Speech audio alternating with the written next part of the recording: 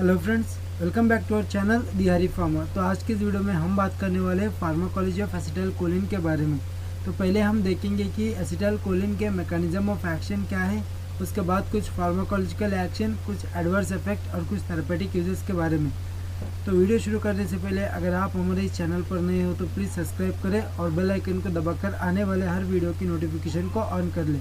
तो चलिए शुरू करते हैं। तो पहले देखेंगे कि एसिटाइलकोलिन के मैकेनिज्म ऑफ एक्शन क्या है, यानी कि एसिटाइलकोलिन कैसे एक्ट करते हैं। Okay, acetylcholine act on two types of ID receptor, muscarinic and nicotinic receptor.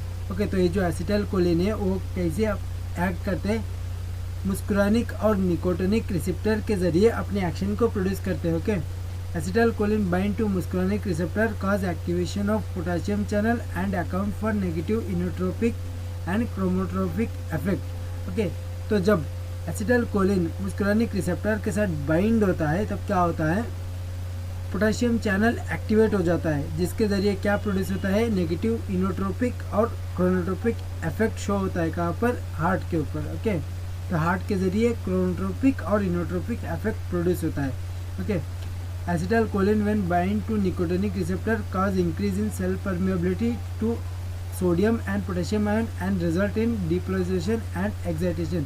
Okay, तो जब एसिटाइलकोलिन निकोटिनिक रिसेप्टर के साथ बाइंड होता है तब क्या होता है, ये जो सोडियम और पोटेशियम आयन चैनल है इसके ज़रिए सेल परमिएबिलिटी इंक्रीज हो जाता है, जिसके ज़रिए क्या प्रोड्यूस होता है, depolarization and excitation final result होता है। ओके, तो ये था मैकेनिज्म ऑफ एक्शन।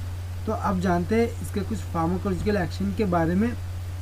तो फार्माकोलॉजिकल एक्शन में पहला पॉइंट आता है सीवीएस, उसमें पहला है heart. It depress SA node, causes bradycardia and may cause cardiac arrest. Okay, तो जब हम एसिटाइलकोलिन को एडमिनिस्टर करते हैं वो क्या प्रोड्यूस करता है, एसए नोड को डिप्रेस कर देता है, जिसके ज़रिए क्या होता है, ब्रेडिकार्डिया और कार्डियक अरेस्ट प्रोड्यूस होता है। Okay, it decrease the contractility and increase the conduction velocity of आर्टिया, और साथ ही साथ ओके कॉन्ट्रैक्टिलिटी को डिक्रीज कर देता है और कंडक्शन वेलोसिटी ऑफ आर्टरिया को इंक्रीज कर देता है। It tends to produce AV block by depressing the AV conduction, उसके साथ एवी ब्लॉक कर देता है। ओके, कैसे, एवी कंडक्शन को डिप्रेस करके एवी यानी कि एट्रियोवेंट्रिकुलर को ब्लॉक कर देता है। Okay, it reduce the cardiac rate, और साथ ही कार्डियक रेट को भी डिक्रीज कर देता है।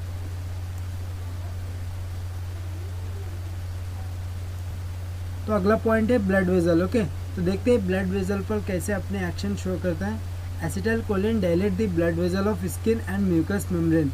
ओके, तो जब एसिटाइलकोलिन को हम एडमिनिस्टर करते हैं तो क्या होता है, स्किन और म्यूकस मेम्ब्रेन, ओके, जो स्किन और म्यूकस मेम्ब्रेन में जो ब्लड वेजल है उसको डायलेट कर देता है, यानी कि इसका डायमीटर को इंक्रीज कर देता है। Okay, it act on M3 receptor of blood vessel, they stimulate to release NO which causes dilation of blood vessel। Okay, तो एसिटाइलकोलिन जब एडमिनिस्टर करते हैं वो किस पर एक्ट करता है, M3 यानी कि मुस्कुरानिक रिसेप्टर 3 पर एक्ट करके क्या करता है, ये जो ब्लड वेजल में NO यानी कि नाइट्रस ऑक्साइड प्रेजेंट रहता है उसको स्टिमुलेट यानी कि रिलीज कर देता है, जिसके ज़रिए क्या होता है, ब्लड वेजल को डायलेट कर देता है। It also dilate the coronary arteries, साथ ही साथ कोरोनरी आर्टरीज को भी डायलेट कर देता है, यानी कि डायमीटर इंक्रीज कर देता है। ओके, तो अगला पॉइंट है smooth muscle. Acetylcholine increase the tone and motility of GIT and enhance peristalsis. Okay, तो टोन और मोटालिटी GIT के टोन एंड मोटालिटी को इंक्रीज करके पेरिस्टालिस को इंक्रीज यानी कि बढ़ा देता है, इंक्रीज कर देता है। Contracts the smooth muscle of gall bladder. Okay, gall bladder के स्मूथ मसल को कॉन्ट्रैक्ट कर देता है। It constrict the bronchial smooth muscle, साथ ही साथ ब्रोंकियल स्मूथ मसल को भी कंस्ट्रिक्ट कर देता है। It contracts the डिट्यूसर muscle of the urinary bladder and also contract the smooth muscle of uterus, तो साथ ही साथ डिट्यूटर मसल्स ऑफ यूरिनरी ब्लैडर को कॉन्ट्रैक्ट कर देता है और स्मूथ मसल ऑफ यूटरस को भी कॉन्ट्रैक्ट कर देता है। ओके, तो अगला पॉइंट है secretion. Acetylcholine increase gastric, intestinal, pancreatic, nasal, lacrimal and bronchial secretion. जब हम एसिटाइलकोलिन को एडमिनिस्टर करते हैं तो क्या होता है, ये gastric, intestinal, pancreatic, nasal, lacrimal और ब्रोंकियल सिक्रेशन को इंक्रीज कर देता है। Okay, increase bronchial secretion cause bronchospasm and result in cough and dyspnoea. और अगर ब्रोंकियल सिक्रेशन अगर ज़्यादा हो जाए तो उसके ज़रिए क्या होता है, ब्रोंकोस्पैज्म प्रोड्यूस होता है, साथ ही साथ कफ और डायस्पोनिया से भी पेशेंट सफ़र हो सकते हैं। अगला पॉइंट है eye. Okay, instillation of acetylcholine in eye does not produce any effects but injection of acetylcholine in the carotid artery produce miosis, spasm of accommodation and decrease the intraocular pressure. Okay, तो जब acetylcholine को हम आई में administer करते हैं, यानी कि जब उसे इंजेक्ट करते हैं, तो क्या होता है, miosis, spasm of accommodation and decrease intraocular pressure. Okay, इसके ज़रिए मायोसिस प्रोड्यूस होता है, स्पैज्म ऑफ अकोमोडेशन और इंट्राओकुलर प्रेशर को डिक्रीज कर देते हैं। ओके, तो अगला पॉइंट है action on autonomic ganglia. Okay, acetylcholine induced ganglionic stimulation result in increase output of acetylcholine and none from prostaglandins, parasympathetic and sympathetic nerve ending respectively. जब acetylcholine को administer करते हैं तब वो गैंग्लियनिक यानी कि ऑटोनोमिक गैंग्लिया को स्टिमुलेट कर देता है, जिसके ज़रिए क्या होता है, एसिटाइलकोलिन और नॉन एपिनेफ्रिन प्रोस्टाग्लैंडिन, पैरासिम्पैथेटिक और सिंपैथेटिक नर्व के एंडिंग से ज़्यादा बाहर आने लगते हैं। Okay, large dose of acetylcholine also stimulate the adrenaline medulla to increase the secretion of adrenaline which further increase the and sustain the rise in BP. Okay, अगर जब हम एसिटाइलकोलिन को ज़्यादा मात्रा में यानी कि लार्ज डोज में एडमिनिस्टर करते हैं तो क्या होता है, एड्रेनालिन मेडुला भी स्टिमुलेट हो जाता है, जिसके ज़रिए क्या होता है, एड्रेनालिन का सिक्रेशन ज़्यादा हो जाता है और इसके साथ ही साथ बीपी, जो बीपी राइज थे वो भी डिक्रीज हो जाता है। ओके, तो अगला पॉइंट है action on myoneural junction. Acetylcholine administration in large dose induce contraction of the skeletal muscle. अगर हम एसिटाइलकोलिन को ज़्यादा मात्रा में एडमिनिस्टर करते हैं तो क्या होता है, स्केलेटल मसल कॉन्ट्रैक्ट हो जाता है।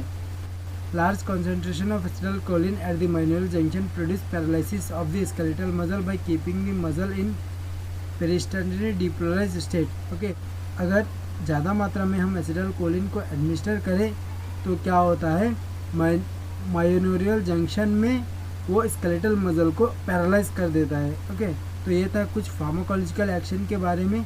तो अब देखते हैं एसिटाइलकोलिन के कुछ एडवर्स इफेक्ट और थेरेपेटिक यूजेस के बारे में।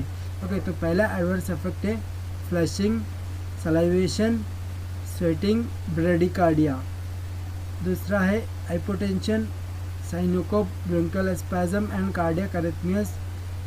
साथ ही साथ increase GI and urinary tract activity में produce a desire for defecation and माइक्टूरेशन।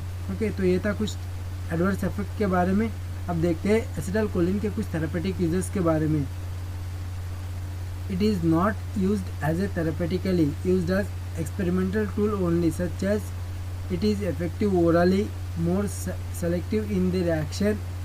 Acetylcholine act directly as a acetylcholine receptor agonist. Okay, तो ये जो एसिटाइलकोलिन है इसे हम थेरेपेटिकली यूज़ नहीं कर सकते, सिर्फ एक्सपेरिमेंटल टूल जैसे कि लैब में एक्सपेरिमेंट के ज़रिए इसे हम यूज़ करते हैं। ओके, तो ये बहुत ही इफ़ेक्टिव होता है और सेलेक्टिव यानी कि more selective in the reaction, ज़्यादा एक्शन प्रोड्यूस करते हैं। ओके, और act directly as a acetylcholine receptor agonist. और कहाँ पर एक्ट करता है, एसिटाइलकोलिन रिसेप्टर एगोनिस्ट पर एक्ट करता है।